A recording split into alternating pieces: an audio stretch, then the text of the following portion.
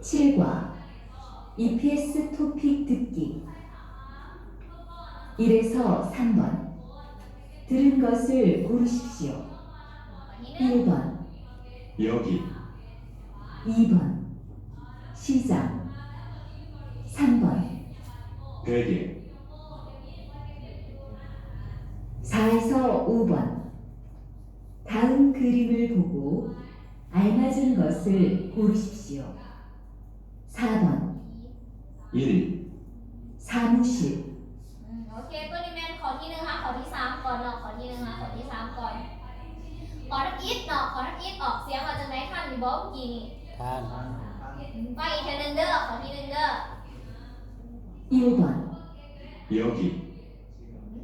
ท่านบอก ท่าน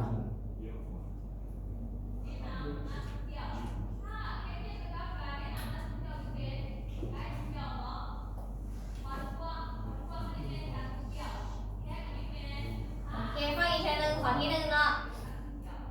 1번 여기 ขอที่อะไรคำตอบ โย ออกเสียงว่า โยกี โยกีก็ฟังอีกทีหนึ่ง 1번 여기 โยกีว่าเนาะอีลบอนเป็นขอที่หนึ่งเนาะเขาบอกว่าขอที่หนึ่งขอที่หนึ่งใหญ่เนาะอีลบอนขอที่หนึ่งโยกีโยกีออกเสียงว่าโยกีคำตอบเป็นขอที่หนึ่งเนาะแปลว่ายังโยกีนี่ ที่นี่ ที่นี่หรือว่าวันนี้เนาะวันนี้ข้อที่สองก็อีกขึ้นอีกทีหนึ่งเนาะ 2번 시장 ไปอีกทีหนึ่ง 2번 시장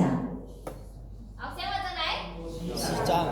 ชีจังเนาะชีจังชีจังแม่นยังแปลว่ายังชีจังชีจังตลาดเป็นบ่คำตอบมีข้อที่เท่าไหร่นี่ สาม ข้อที่สามเป็นบ่เนาะชีจังเป็นตลาดเนาะออกเสียงว่าชีจังวันนี้ข้อที่สามฟังเกิดอีกทีหนึ่ง 3번 베개 ไปอีกทีหนึ่ง 3번 베개 ออกเสียงมาจากไหน แพเก คำตอบมีข้อที่ สี่ ที่สี่เป็นบ่เนาะเพเกเนาะแปลว่ายังเพเก มอน หมอนเป็นบ่เนาะเป็นออกเสียงว่าเพเกเนาะเป็นหมอนคำตอบเป็นข้อที่สี่เนาะอันนี้เป็นคำศัพท์ซื่อๆเป็นบ่แม่ห้องฟังเนาะแล้วก็ได้ยินฟังว่าห้องเป็นฟังแล้วมันอยู่ข้อที่อะไรคำตอบเนาะทำไมอ่ะข้อนั้นวันนี้ขอตัวมาข้อที่สี่เนาะข้อที่สี่นะคะข้อที่ห้านี่แม่ให้เฮาฟังเบิ่งว่าคำศัพท์อยู่ในหูภาคนี่มันอยู่ในข้อที่ข้อไหนเนาะข้อหนึ่งข้อสองหรือข้อสามให้เฮาไว้เอาเบิ่งฟังเบิ่งเด้อ 4에서 5번 다음 그림을 보고 알맞은 것을 고르십시오. 4번 1 사무실 2 세탁소 3 화장실 4 기숙사 5번 1 지갑 2 여권 3 이불 4 거울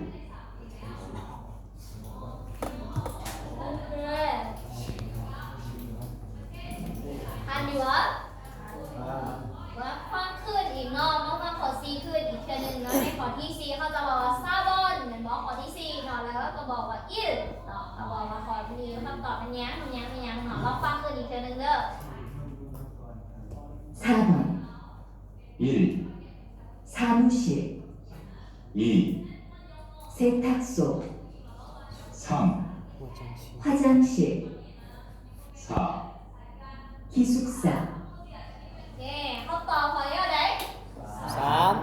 ที่สามเป็นบอสเอามาเบิ่งเนาะคำตอบข้อที่หนึ่งเขาว่าอิลเนาะซามูชิลเนาะซามูชิลแปลว่าหยังซามูชิล